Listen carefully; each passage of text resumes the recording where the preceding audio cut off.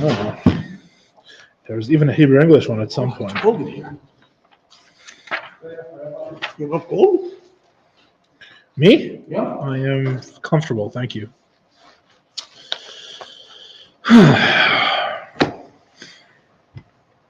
Good evening, gentlemen. We are studying the 5th chapter of Tanya. We're in the middle of the 5th chapter. We just started it last week. The one word that is attached to the 5th chapter of Tanya is, Ronnie? The one word that's associated with the 5th chapter of Tanya. I know the 4th chapter is Levushim, but what's the 5th chapter? Torah. Torah. Chapter 5 is all about the holy Torah. Torah is the theme of chapter 5. We're going to learn all about learning Torah. We're going to learn about learning Torah. We're going to understand the quality that learning Torah has even compared to the performance of mitzvahs, which we literally said in the previous chapter that learning Torah and doing mitzvahs both connect you to God, and are the only things, in fact, that can connect a finite and limited being, a defined being, a created being to God himself. We began chapter 5 of Tanya with a discussion about machshava, about thought, because we read every Erev Shabbos that no thought can grasp him, no thought can grasp God. And the question is, why does the Tikkunei Zohar and the Hakdama use such a language of grasping, right? It could say no thought can comprehend you at all, no thought can understand you at all, no thought can know you at all. Instead it says grasp. Why? Because the whole concept of grasping captures a certain aspect of what it means to think something that cannot be captured with the regular words. It's trying to emphasize a certain aspect, right? And that aspect is that when thought grasps something, the idea of grasping means to become one with. That's really the idea.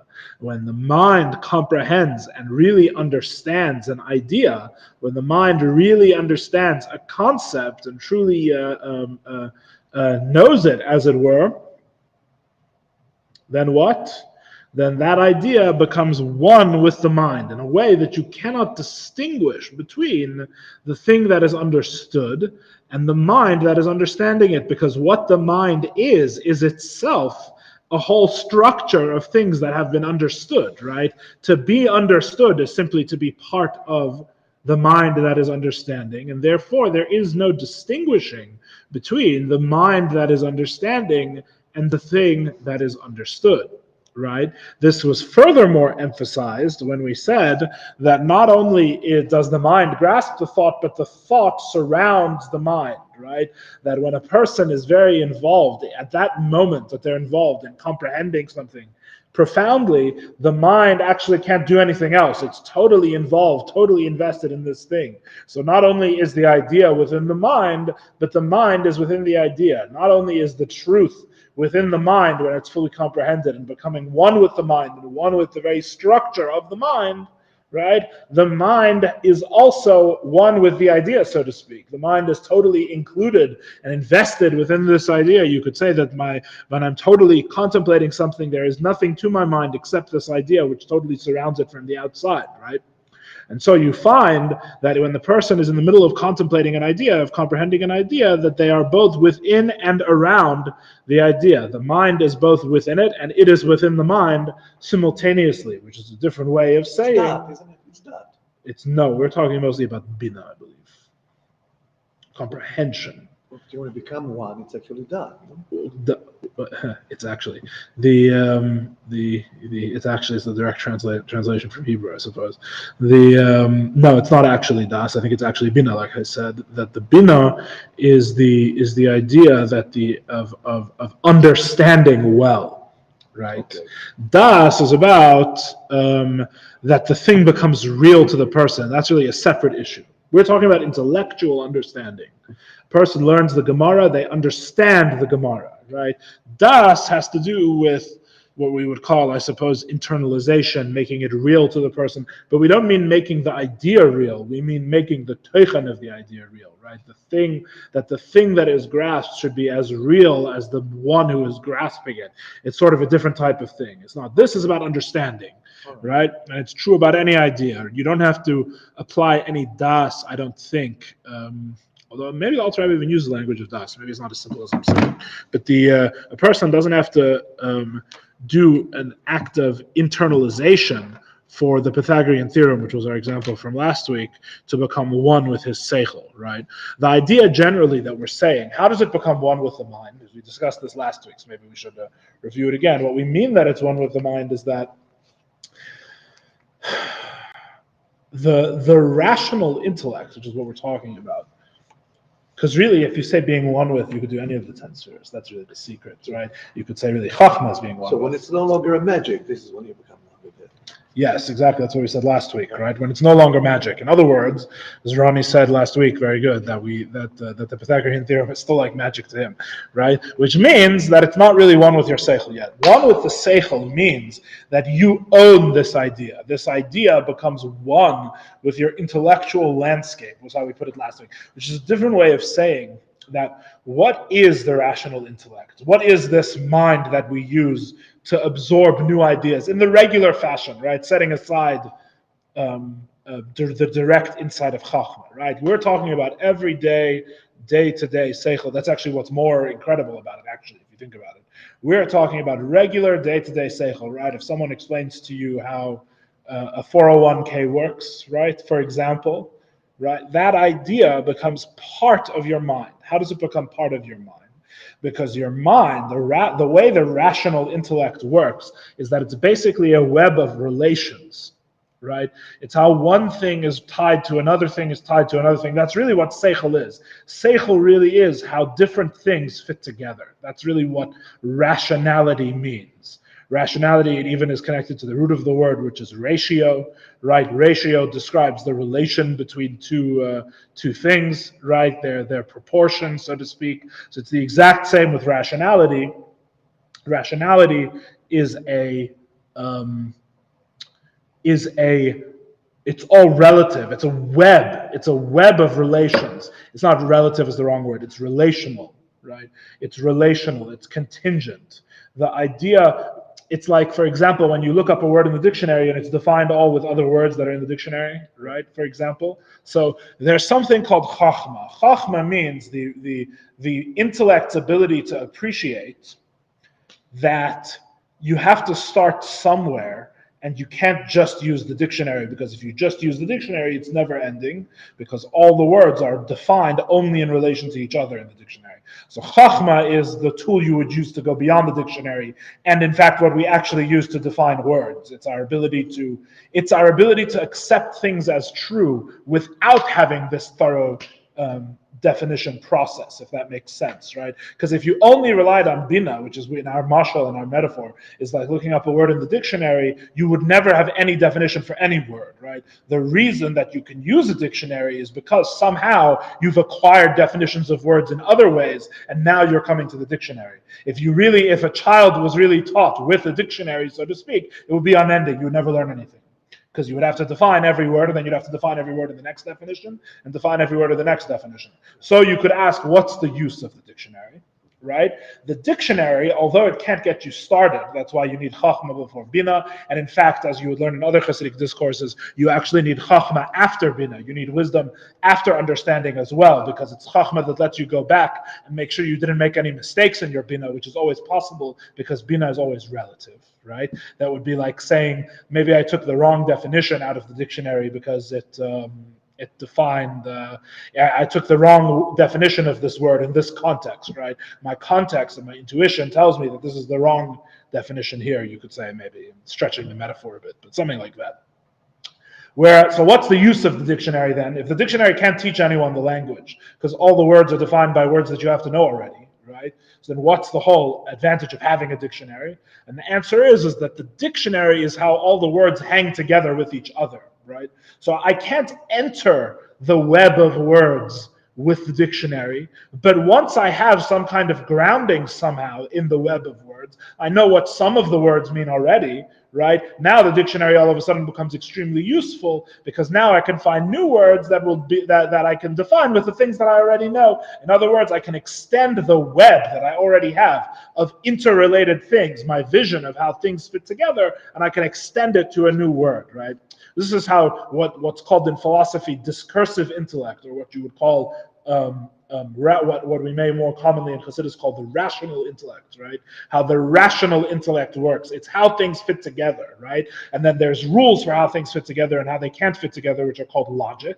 And logic is really the foundation of the discursive intellect. And the truth is that even logic we know only through Chachma, not through Bina. And that's why, as we discussed last week, that's what we hinted to last week with this idea of axioms, right? Things that themselves can't be proven, right? It works the same with words in the dictionary as it does with the Pythagorean theorem. It's a similar mashal. I'm just coming from a different angle to try, and the words in the dictionaries captures the imagination, right? So when you learn the definition of a new word, right, that word becomes part of your dictionary, which can then be used to now define further words, right?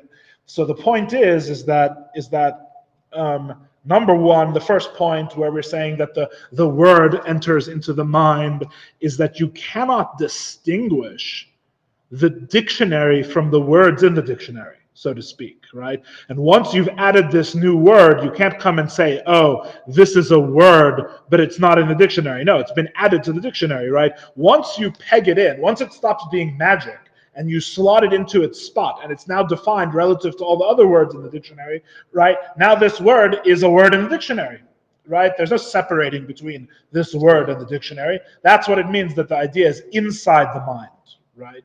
So that's why as we're going to read it, we're going to reread again. You have to understand it well for it to really be what's called tfisa, for it to really be grasping. Because if you understand it only superficially, if you write the word in the dictionary but you can't define it, right, then it's not part of that web. Then it's not really in the dictionary, right? For it to really be in the dictionary, it has to stop being magic. And what stop being magic means is that no, it's where all of these other words meet and there's a confluence of other words that define this space, or if you prefer, it puts this node in the web of meanings, node, N-O-D-E, right? It forms a node. All of these other words in definition, right? If you define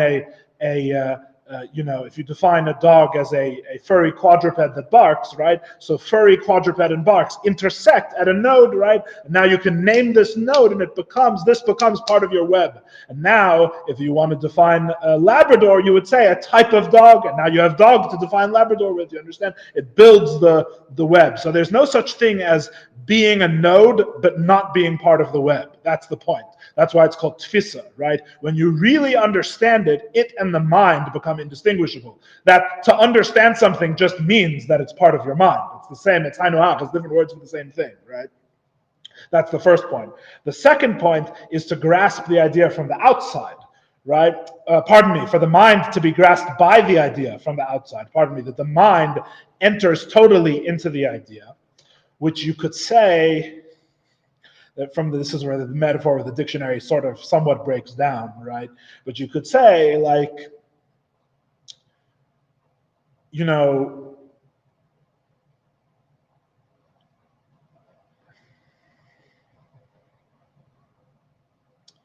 I don't know, the metaphor from the dictionary kind of breaks down at this point. I'm not sure how I would fit that into the metaphor of the dictionary exactly, but in the metaphor of the mind, it means, I think it's easier to understand anyway, so we may not need a metaphor. It's the idea that when you're busy defining and examining what a dog is, right, and you're busy with and constructing the definition of that word, right, then your mind is totally busy with that word.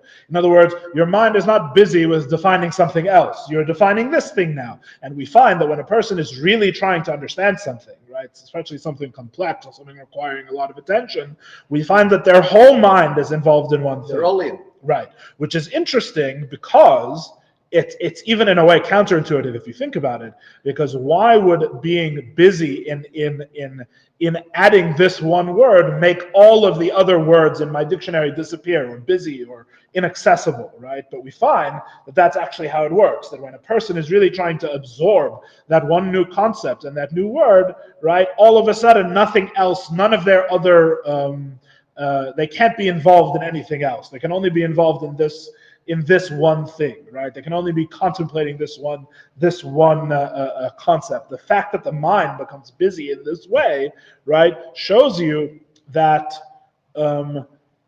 even though the idea goes into the dictionary, in a way the dictionary goes into the idea, because the dictionary, when a person is busy making that definition, that whole dictionary can disappear. That whole dictionary can fade into the background and be totally busy only with this thing. Right, so you find that the idea is within the mind, and the mind is within the idea simultaneously. That's what we learned last week. And the Alter Rebbe began by giving us an example of Torah. So last week we spoke a little bit about Torah last week, but we spoke mostly about thinking itself. This week we want to connect it to Torah and talk more about Torah. So without further ado, we are on page 19, tests in the Hebrew. Page 19 are tests in the Hebrew, of the first page with chapter 5. And in the English, we are at the end of page 18 in the last paragraph where it says, for example, halfway through the paragraph on page 18 in the English. In the Hebrew, we are 4 lines up from the bottom, end of the line, where it says Daled Mem, Derech Mashal, right? We are rereading what we read last week to get a running start into what we're going to talk about this week.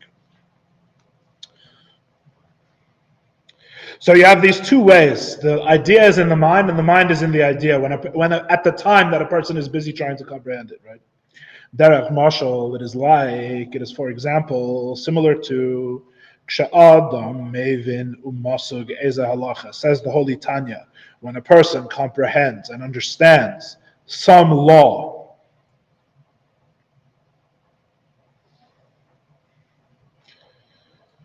the Mishnah or the Gemara, whether it's in the Mishnah or the Talmud, La Shura al Buria, he understands it very well, right? And we mentioned last week, it has to be very well, otherwise it's not grasping. If the word is not defined, doesn't become defined by all the other words you had already, it's not called being in the dictionary, right? But once it's in the dictionary, you can't, as we're going to say, you can't start distinguishing between the word and the dictionary, because all the dictionary is a collection of words, yes? When you understand the halacha that's in the Mishnah of the Gemara, very well, his mind grasps and surrounds it. And his mind is enclosed in it, but it's at that moment.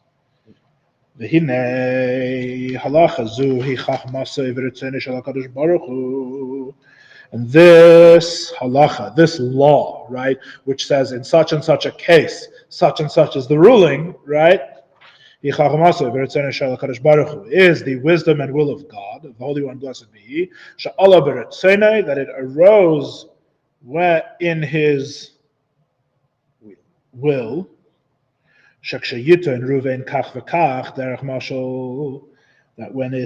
that when Ruvain comes and claims such and such in court, right? For example, Shimon kach v'kach, and Shimon comes and claims such and such. Yeh psak b'neim kach v'kach. The halachic decision between them should be such and such, right? And we pointed out last week that it's intentional that the Alter Rebbe is using a case where there's even false claims, right? Where two people are claiming against each other, one of them is right and one of them is wrong, right? And even if this thing never was and never will be in the world, to come and bring judgment for these and these claims and demands, right? So in other words, the Alter Rebbe's example, which is so illuminating, right, is as follows. even when you have a Torah, you're learning a halacha in the Mishnah or the Gemara, right?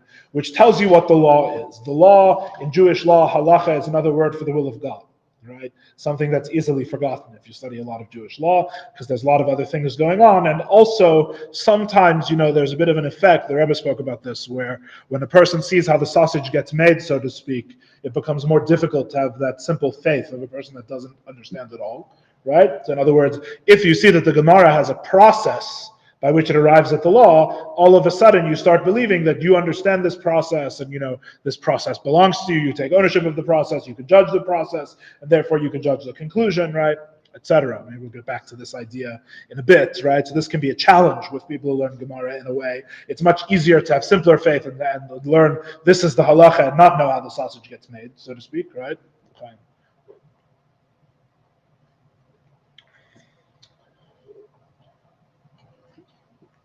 When a person learns the halacha in the Mishnah and the Gemara. And not only that, but it's a halacha in Cheshbon Mishpat, right? It's a halacha in civil law. In other words, it's a halacha in the context of conflicting claims. And let's say today you're not even learning the person that's going to say is right? We're learning all about why the other claim is wrong, right? We're learning all about why Shimon's claim is rejected by the halacha, right? Or it turns out that what Shimon says we assume is a lie, right? And not only that, but we're doing it in a context, a very unique Talmudic context, something that a secular person will never understand, an ignorant person rather, would never understand if you say, when you talk about Talmudic law, right, Jewish law, you're talking about a case that never did happen and never will happen, which happens all the time in the Gemara, because the Gemara talks about cases that are extremely, extremely unlikely to ever occur. In fact, there are certain cases in the Gemara, like the Ben Sura Ramera, where it says it never did occur. There was never such a thing. There's a whole law in the Torah about something that never happened and never will happen, because the chances of it actually being carried forth are very, very unlikely, right? How much of the Talmud is about capital cases, and yet the Talmud tells us that if a court executed someone once in 70 years, it was considered a violent court, right? So in other words, all of these laws about capital cases and how the execution is done, and all the Jewish ritual executions of the Jewish court, right, that many, many, many of them probably never took place. There was never such a thing, all of this ritual and all of these different things, and many, many, many such cases, many cases. There are cases even in damages in civil law, which seems to be very, very, you would think, practical. The Talmud talks about things that never, ever, ever happened and never will happen. Extremely unlikely, millions and millions and millions to one chance of them ever happening, right? So in other words, the Talmud is not a book only. It's hard to say what the Talmud is. It's easy to say what it isn't only, right? It isn't only a book of practical law. In secular law, law derives from the Metzius, right? The reality of the world comes first, and then the law follows second. A lot of the practicality of Jewish law, in other words, in application, is left to the rabbis and the courts. The law books talk a lot about things that never ever happened and never will happen, bizarrely, right? This is how Jewish law works. So you're talking about a false claim in a case that never happened, right? This is the infinite will and wisdom of God, what you are studying, which is totally united with Him. And we're going to say that by studying this, your mind becomes one with God in a way that there's no other way of becoming one with God that exists in the world like this. This is the primary and main and most successful, most total way of becoming one with God in this world, is understanding this law. And the reason why that is because God's wisdom and God's will are indistinguishable from God, as we've now already said several times in our study of the Tanya. The Torah exists from before the world was created, right? Because how could it be one with God if it's created, right? How could it be indistinguishable from God if it's created? On the contrary, the Torah is absolutely eternal. Its laws are absolutely eternal, right? It does not receive any changes from the world, right? Which raises immediately many questions about what about how halacha is derived and what about how that sausage is made, right?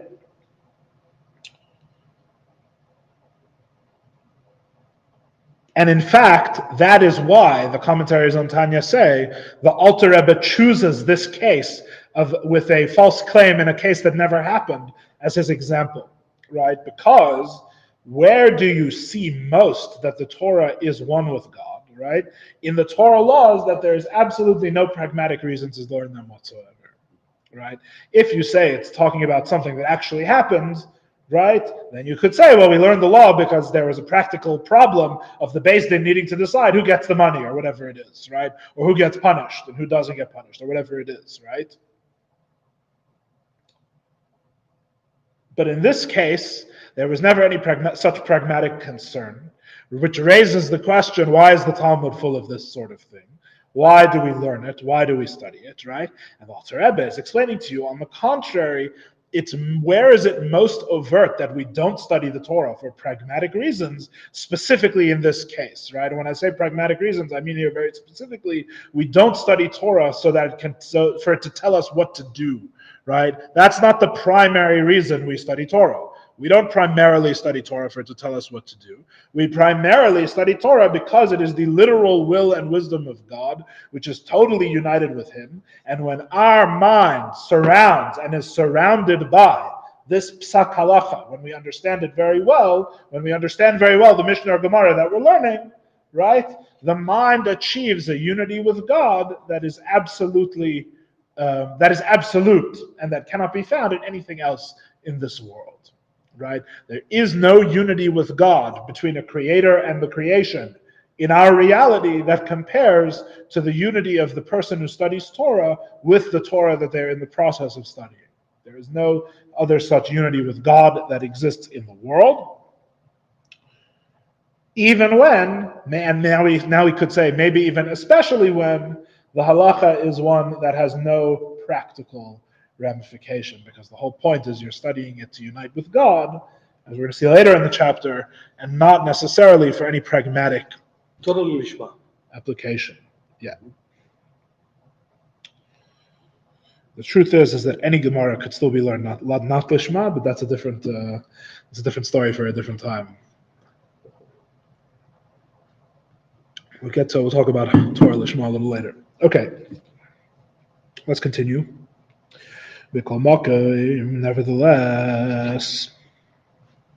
Nevertheless, meaning even though this case never actually happened, right? Nevertheless,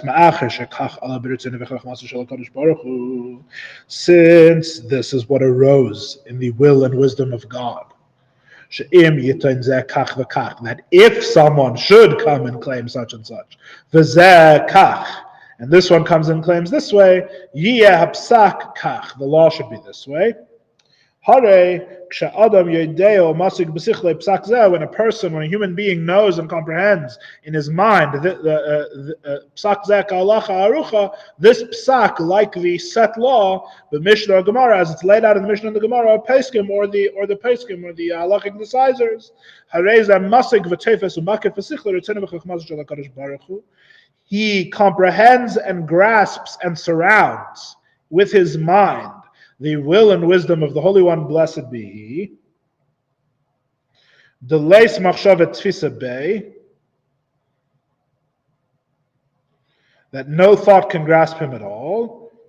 And indeed, no thought can even grasp his will or wisdom, as we discussed in the previous chapter. No, kiim, except for bislav shusam ba'alachas haruchas lefanenu, the way that they are enclosed in the laws that we have received. In other words, Ronnie, it's almost a contradiction. We have a rule. It's actually a thing we quoted right at the beginning of the chapter. Leis machshava tfisa be klal. Right. Let's work what we've understood about understanding.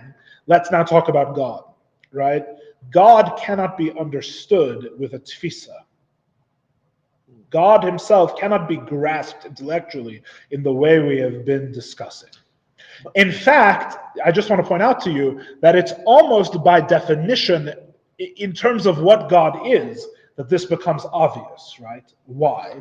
We've already discussed this, because if you're talking about God as a word in the dictionary, which is defined in terms of other words in the dictionary, that means God receives His place, so to speak, among all the other things that exist from them.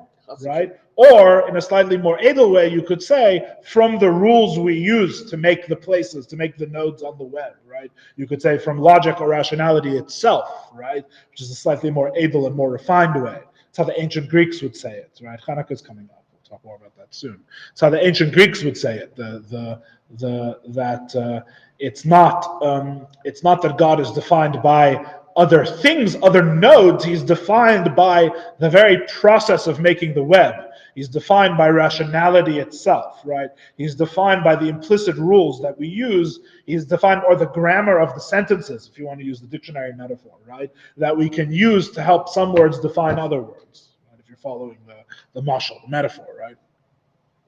All of this in Yiddishkeit is what we would say in Yiddish, abgefragt.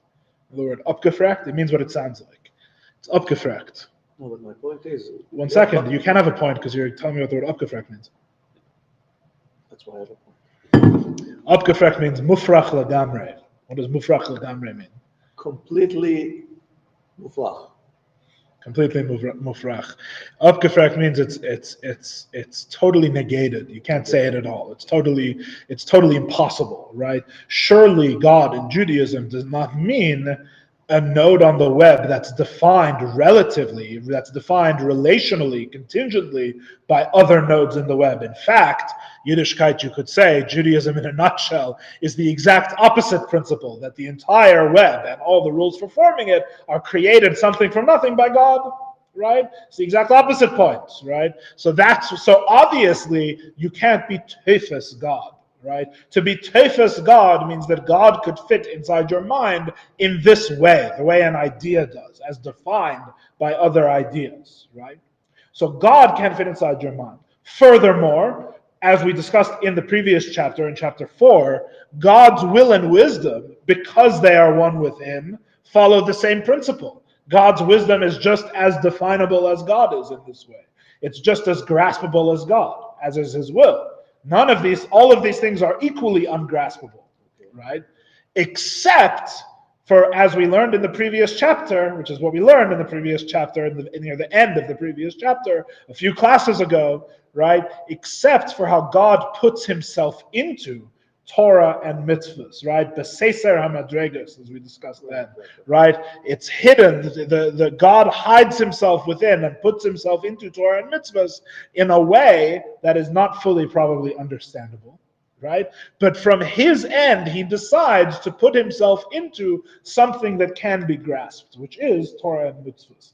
And therefore, when the mind becomes one with, which is really what grasping means, right? When the mind and the idea it is trying to understand in the Gemara, in the halacha it's trying to understand, become inseparable, and the halacha is the mind and the mind is the halacha, right? That means this mind has literally become one with the mind of God, because that's what the halacha is. And the halacha in turn, the mind of God, is absolutely one with God in turn. And therefore, not only is the mind coming and attaching to God as a separate thing, the mind and God in this way, through the magic of halacha, which to some extent is magic, right? That God puts Himself into this thing, through the fact that God has put Himself into it, the mind and God can become absolutely one. By learning about the lying defendant in a case that never happened. Yeah. So you're grasping God without grasping God. That's what you're telling me. No, you learn halacha. We discussed this 2 or 3 classes ago. You grasp God, but you are grasping God not in the sense you expect. That's really the answer. You are grasping God, right? God put Himself into the halacha, right? God put Himself into the halacha, and we mean it literally. The infinite God is in the halacha. We mean it very literally, right? Elamai, rather, you're expecting God to be a big, infinite thing in the sky that blows you away. It turns out that that's not what God is necessarily, or isn't always. God can be other things too, including the halacha. This has to do with the idea of self-compression, right? Of folding himself into the halacha, right? The idea that finitude is also a manifestation of God. The concealment of God is also God. This sort of line of thinking, which you're right, it's not really fair to explain it on one foot. Really, you could insert a whole very long series of maimarim, right? Just about this concept, the idea that the self-concealment of God in this way, so to speak, right, is still the full presence of God.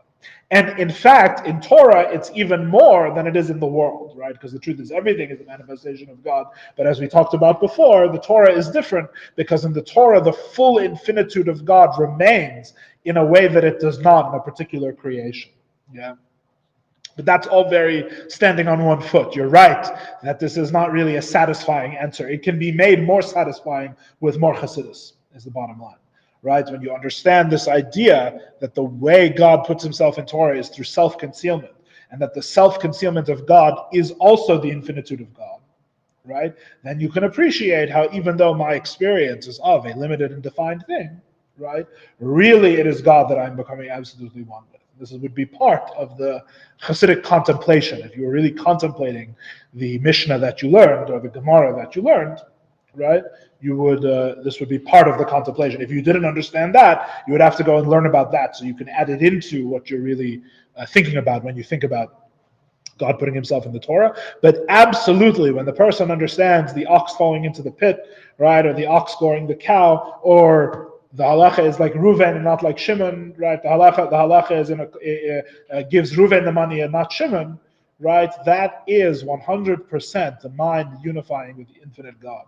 And if actually the truth is that if it stops being completely weird, that would be weird, right? This concept. It should be weird because it's a radical statement. It's a radical statement, and radical statement should be radical, right? In other words, the fact that it surprises us and shocks us is a good thing. Cling to that. It's a good thing. Does that address your concern a little bit? Yeah, makes it more complicated. Yeah. It's what, unfortunately, that's what a lot of addressing concerns looks like. But yeah. Maybe we'll talk about it more, and maybe what we talk about towards the end of class will help a little bit with that. Let's keep reading. V'gam sichloi meluvash bahem, says the Alter Rebbe, right? This is the second half, that your mind is also enclosed in them, right? So in other words, the halachas are enclosed in your mind because they become part of your dictionary, so to speak, right? And your mind is enclosed in them because at the time that you are learning a halacha, or you are learning Gemara, your mind is clearly totally taken up with learning this one thing and comprehending this one thing. The who, and this is, meaning what is, the idea that it comes from two sides, that the idea is within your mind, and your mind is within the idea. At the same time, right, this concept, when you learn Torah, is, and here's the famous phrase from the 5th chapter of Tanya, which is quoted many, many times, is the yichud nifla she'ein yichud kamayu. It is the wondrous unity that no unity compares to. The loy ke'erkai, and no unity is even commensurate to it. In other words, it is infinitely above any other unity that can be achieved with God. Nimtza klal, nothing that compares to it can be found at all, begashmias, in the physical world. Liais la'achadim u'meyuchadim mamish mekol tzadu pina, to be united and one literally from every side and direction. From every side and direction, again, implying this idea that the mind and the Torah become absolutely one, right? Because if you think about it, if you're putting the word in your dictionary, you could say, okay, but it's still only one word in the dictionary. The dictionary extends beyond the word. So is the dictionary and the word really becoming one? I understand they're becoming one in that one page where I'm putting the new word in, right? But I have all this other stuff, right? Then we say, no, you're at the moment that you're thinking about it, the whole dictionary is inaccessible. What does that show you, right? Well, there is no other dictionary. There is no rest of the dictionary. Your whole mind is enclosed in this thing, right? Then you could ask from the opposite direction, okay, my mind is totally busy studying the idea, but my mind and the idea are two different things, right? My mind is busy studying the idea. Then we say, no, because as you're understanding it, it's becoming part of your mind, right? So in other words, together, Mishnei Hatzdadim, as we would say, from both sides, right, you realize that there is no distinguishing between the mind that is studying the halacha and the halacha that is being studied by the mind. It's all one thing. There's no way to divide between these two things. The mind that is studying the halacha is at once becoming one with the halacha as it is totally consumed by the halacha.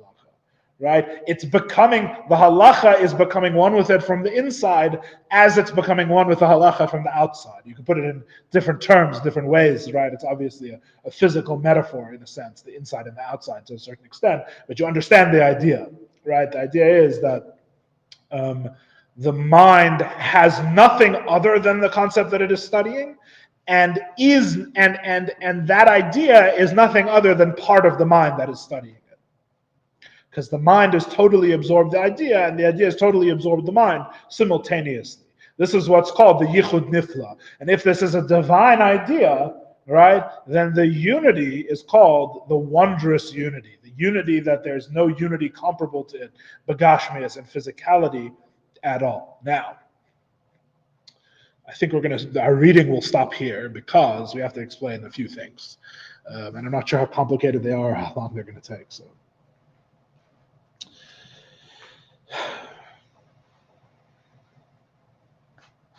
The first thing to understand, the simple meaning of the Tanya here, when it says there's nothing like this in physicality, means that when two physical things become united, right, they cannot become united in this way because they're physical, right? When two physical things become one, either two things happen. Number one, there's two possibilities. Either they remain themselves and their unity is a third principle of some kind, right? Like, that's a good example.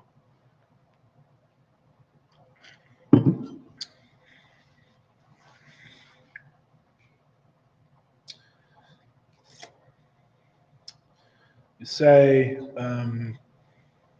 it's making me think of smicha, which is ironic. If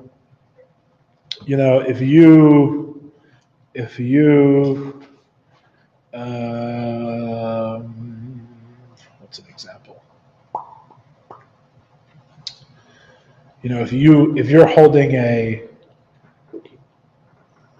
cookie and it falls into a jar of cookies, right? So your cookie has become one with the jar of cookies, so to speak, right? However, in Gashmias, this doesn't really work. They don't really become one, right? Because one of two things happens.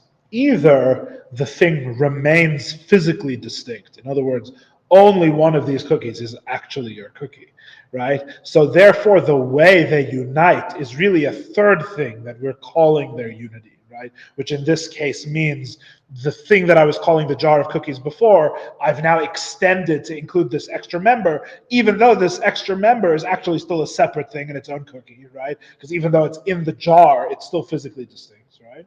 Or if you want to be really fancy, right, and get even more technical, and this makes me think of smicha, even if you mix two things together and they become very well mixed, right, like two liquids, for example, right, like a drop of milk and a pot of challah, right?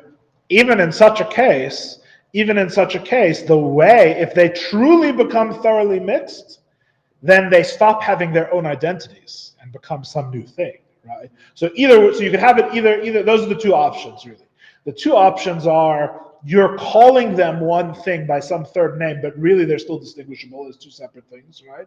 Or they're becoming one, but now they've become something new that is neither the thing it was before or neither thing that was before. Now they've become a new thing, right?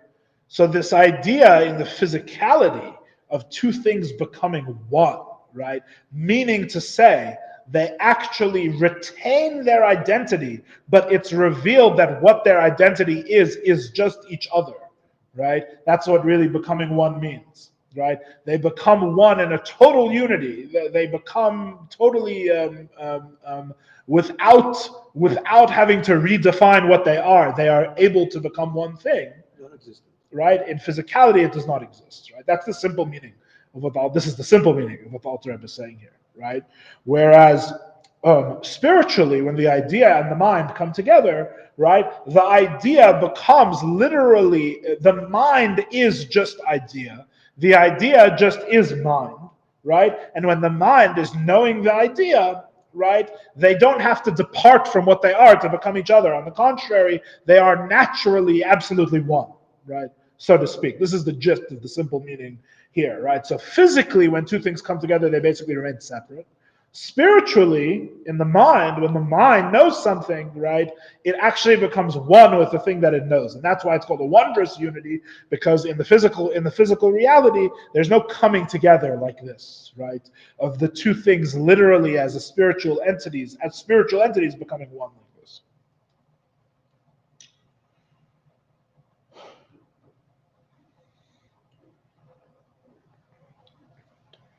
That's the first thing.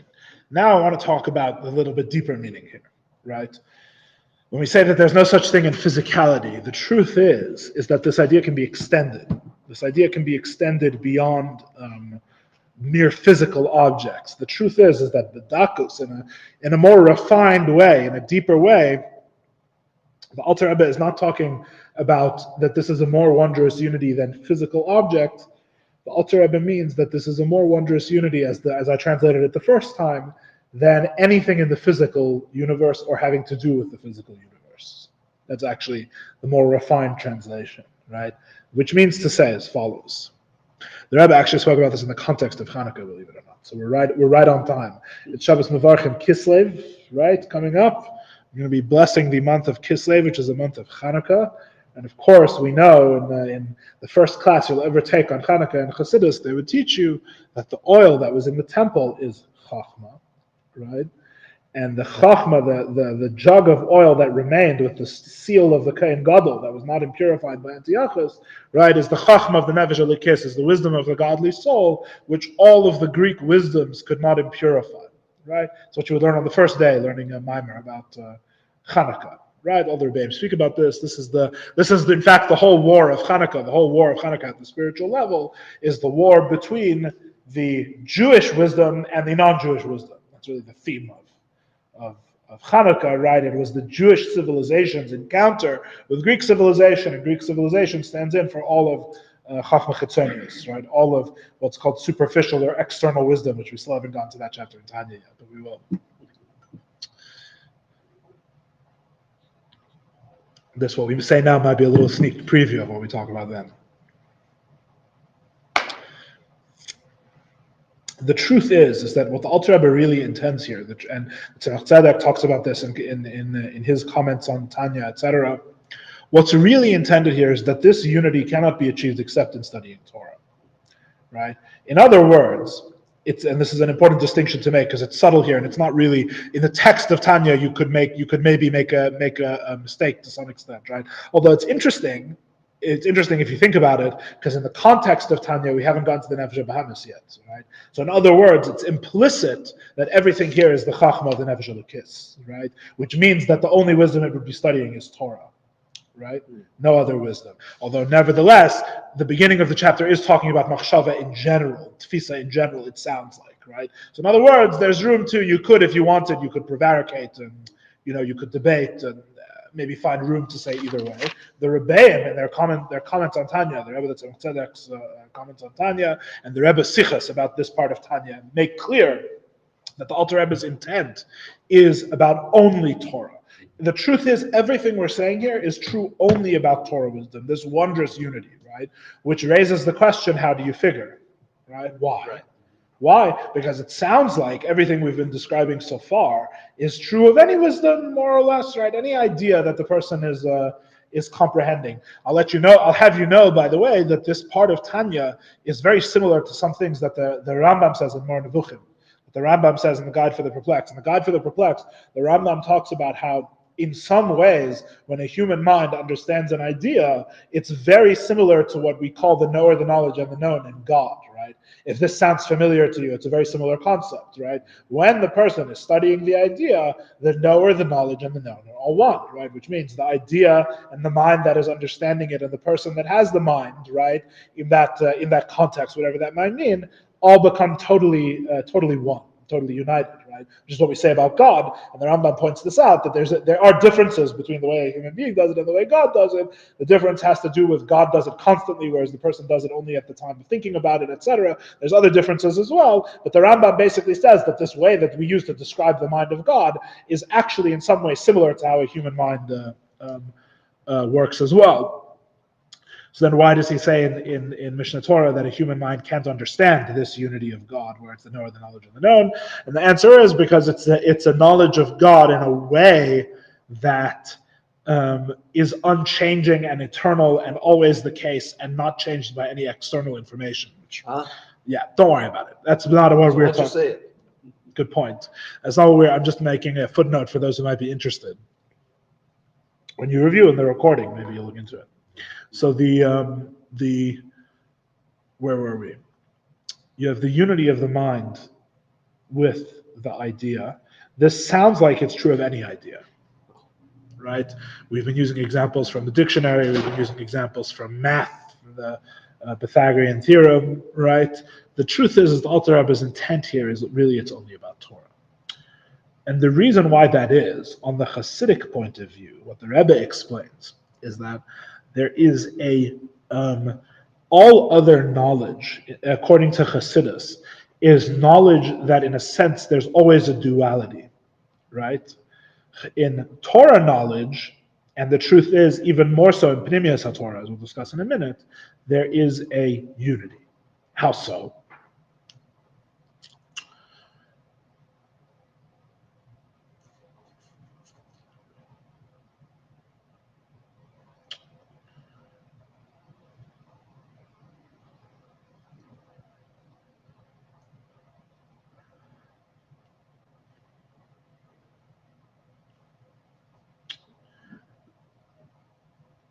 The ancient Greeks, like Pythagoras, of his theorem, did not believe that God created the world ex nihilo, as we were saying before, right? They didn't have the idea that God totally transcends reality. They had a concept of God that was a philosophical concept, which is the concept that the Maccabees were trying to destroy, by the way. That is the concept of God that the Maccabees were rebelling against affirmatively, right? Which is ironic because there's so many things that people think are still debates in Judaism that Maccabees died to destroy, which is interesting. That's a separate issue. In other words, the Greek strain of thought is still influential because it's influential in Western civilization, and then it came back into Judaism with things you might say like the Reform movement and things like that.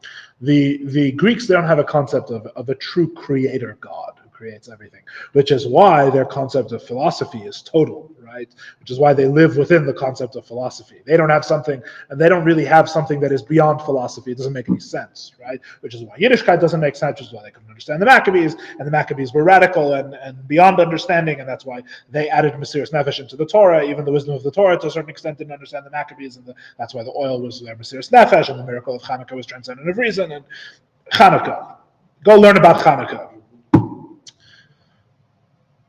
They didn't believe, the Greeks didn't believe that there's a real creator God. What that means is as follows. It means that when you truly understand something, if you're Greek, and math is an excellent example, which is why some of the ancient Greeks literally worshipped mathematics. They worshipped numbers, geometric figures, and things like that. That was their idol. Their idol was numbers, right? Which in a way is paralleled in spooky ways by modern science, in a way that it was not by anything between the ancient Greeks and modern science. It's also a different discussion for a different time. I'm just touching on all sorts of, pardon me, it must be the coffee. You're touching, we don't touch anything. I'm trying to fix it, I'm working on it. Pythagoras didn't believe that the triangle was created something from nothing. Pythagoras believed that the triangle was an eternal existence unto itself, right? And someone who really understood the triangle and the secrets of the triangle, which are perhaps infinite, who knows? Maybe the secrets of the triangle are infinite, right? Not a triangle, but the triangle, right? You understand the difference? Not any given triangle, but the concept of the triangle, right? So if a person really, really understands it, they are connecting to the triangle itself. They're knowing the triangle itself directly, so to speak, right? Yiddishkeit rejects this idea. Yeah? Yiddishkeit says that no, everything is created. What that means is that if, and this is really I cannot convey to you in the time available, and probably not in 5 more classes, the depth of the importance of this little nugget that I'm about to say. It is incredibly important, even though it may not sound important on the face of it, because I'm just giving it to you in the shortest version, but it's very, very important. Chassidus, which is i.e. Yiddishkeit, as we're studying it in this class. Yiddishkeit, Judaism, right, does not believe that when you understand something in itself, you have fully understood the thing. For the simple reason that nothing exists, nothing can be, either qualitatively or quantitatively, neither in matter nor in form, neither in body nor in soul, nothing can be without its relationship to God. So in other words, when you understand the triangle itself, according to Judaism, you have not understood the triangle.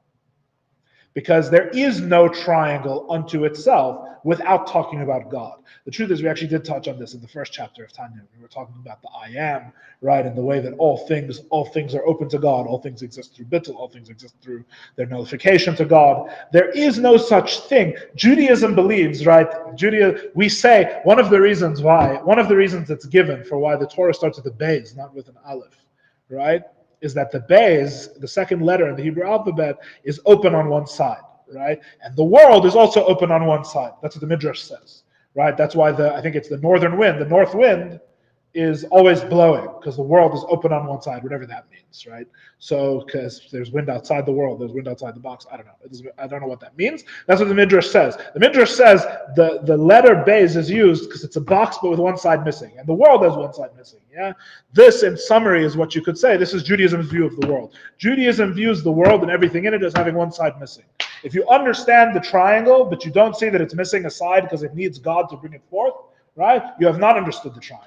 You've understood the chitzonius of the triangle. And we'll repeat this when we get to Chachmas chitzonius, right? So that's why it's called external wisdom. You've understood the outside of the thing, but you haven't understood its inside.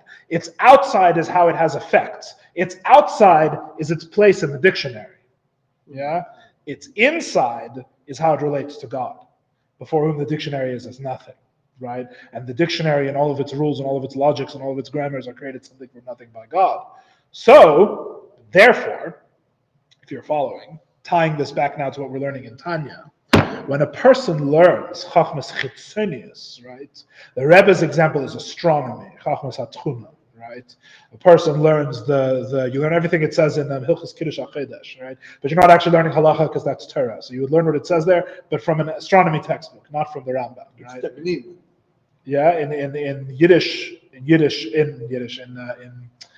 rabbinic Hebrew, right? It's Chachmas HaTchuna, it's called, right? Whatever you would call that. I don't know what that's in English, but it has to do with the orbits of the planets and the Galgalim, right? And all of that, right? Like how you would predict when Rosh Chodesh is going to be or whatever, right? It's nice, like the action.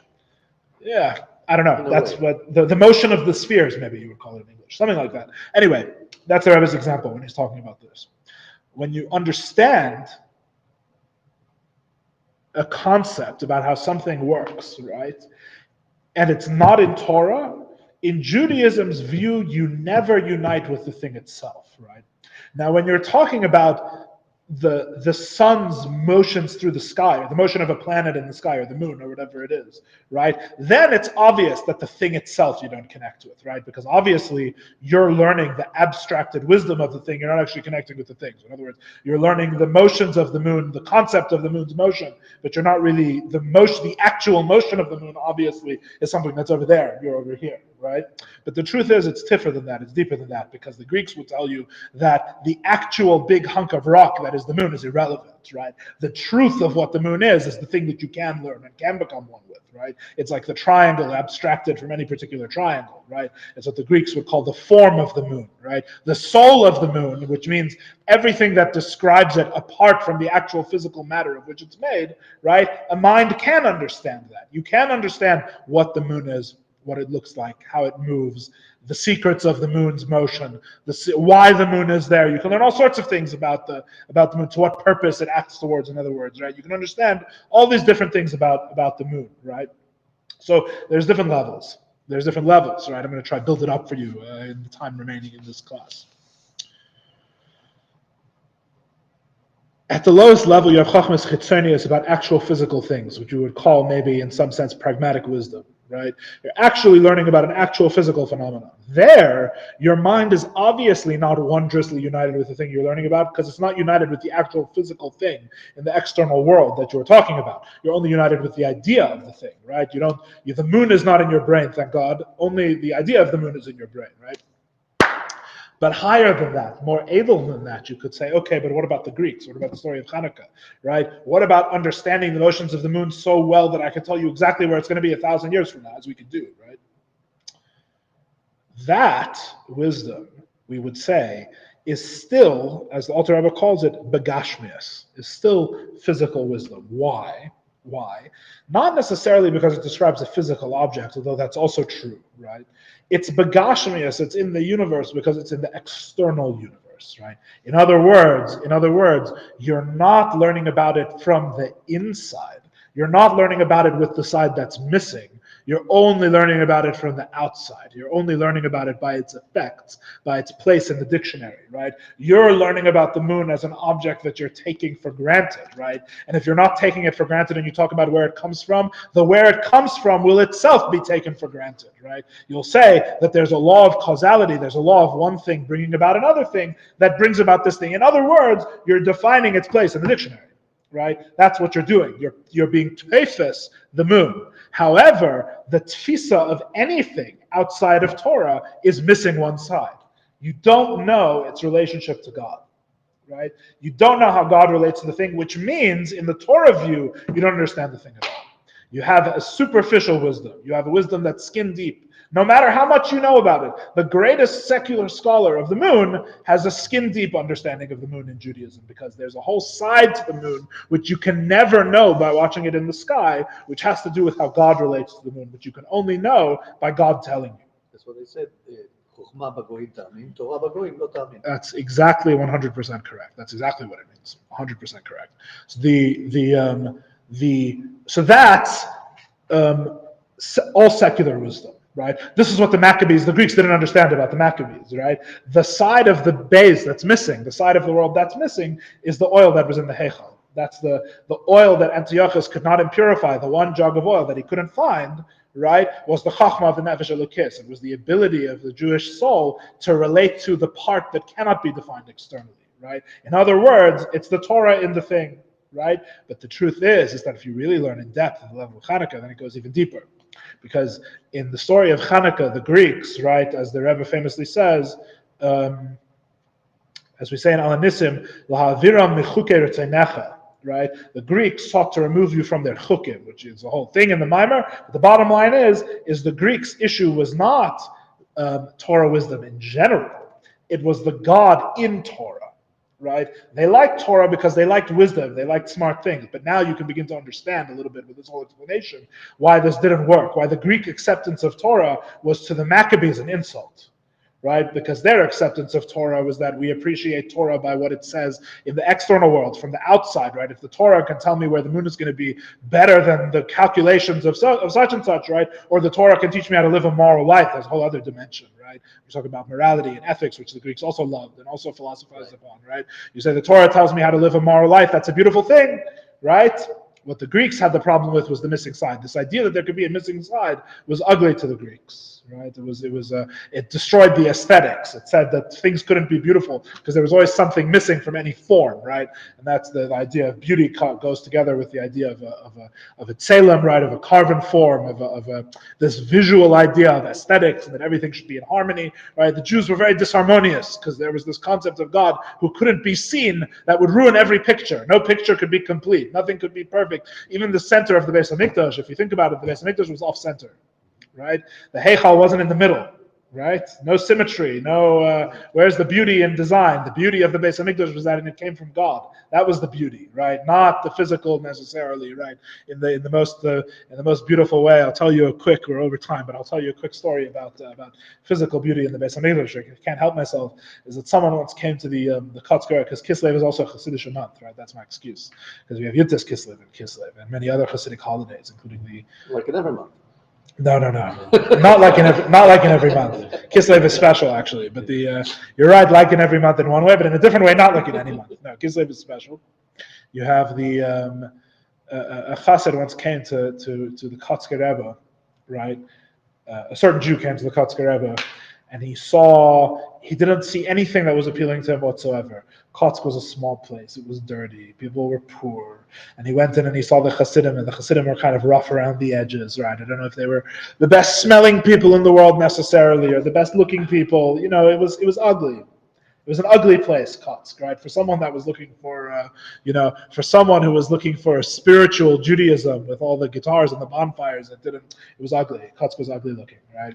So he went into he on his last day, he had a meeting with the Kotzker Rebbe, right? And he asked him, what do you welcome? What do you think of Kotzk?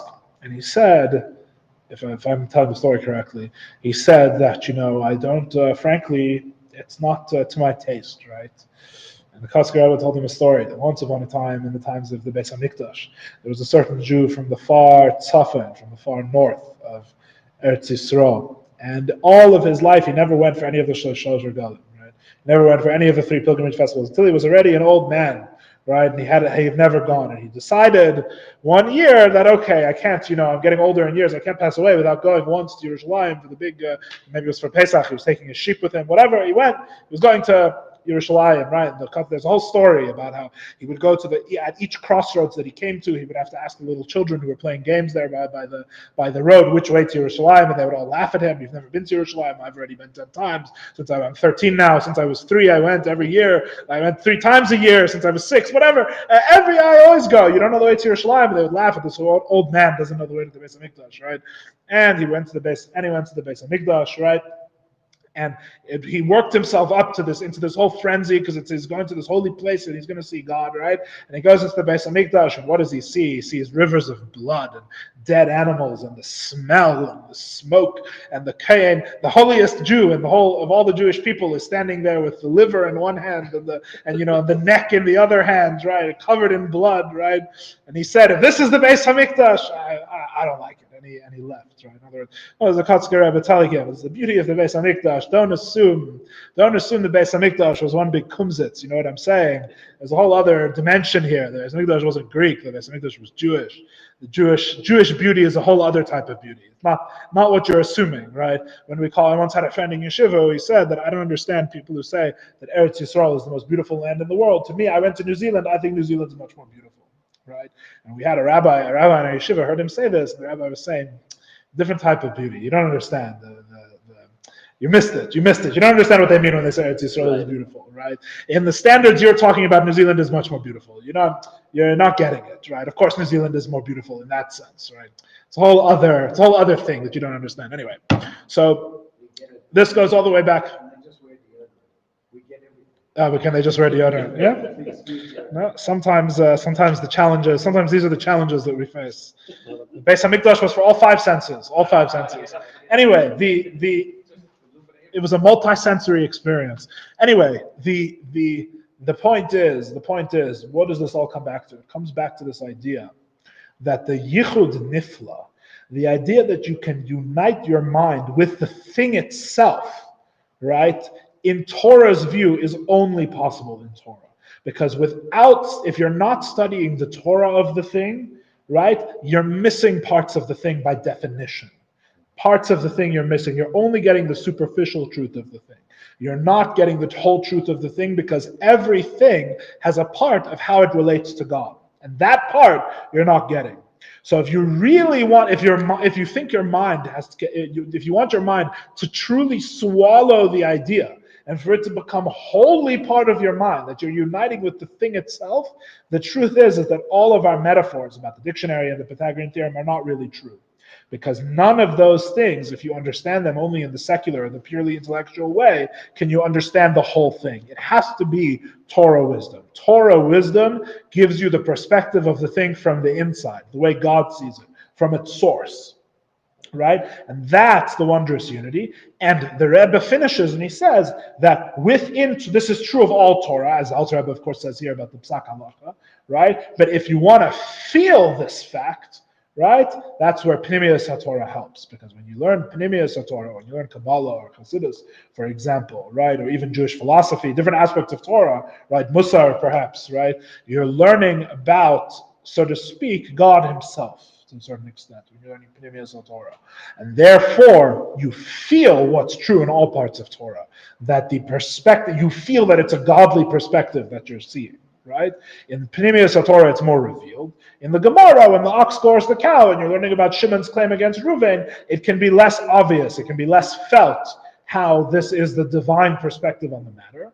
Although, of course, the truth is that for people who really, really learn Gemara and really, really learn Pnimius HaTorah, you, of course, see, like the Rebbe did, and like even their stories of even some Chassidim, that you see that it's all one thing, right? There's no real distinguishing. The Psak Halacha about Shimon is really talking about the highest worlds and the highest realities and the divine perspective on the thing, and it's all one. There was a certain Chassid, I forget his name, I believe of the Alter Rebbe, who used to give a shir in the Babich or in Liadi or wherever he was, and he used to give, one morning he used to give a Chassidus class, and another morning he used to give a Gemara class, and it was said that if you walked in the middle of one of the classes, you wouldn't be able to tell which was which. It was all, to him, it was all the same, and it all sounded the same. You couldn't tell, you couldn't make the distinction if this is the Gemara class, this is the Chassidus class. But anyway, you understand this point. So really, really, that's what I want to leave you with. We're way over time, I know. I want to leave you with this idea that when the Alter Rebbe says that when a person understands something, and it's within his mind, and his mind is within it, and it creates this yichud nifla,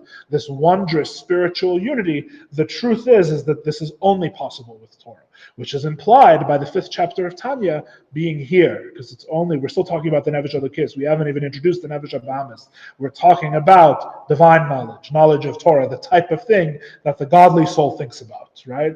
When the godly soul thinks about something, and all it thinks about is Torah, there is a yichud nifla. There is a wondrous unity with God. So not only is Torah the only way to connect with God, but the only way to have a wondrous unity with any idea is with a Torah idea.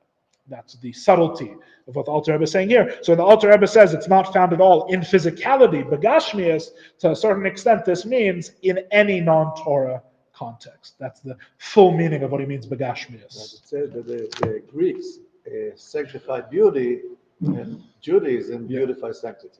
Oh, very nice. Very nice saying. Beautiful. All right, and on that note, we'll reconvene next week, God willing.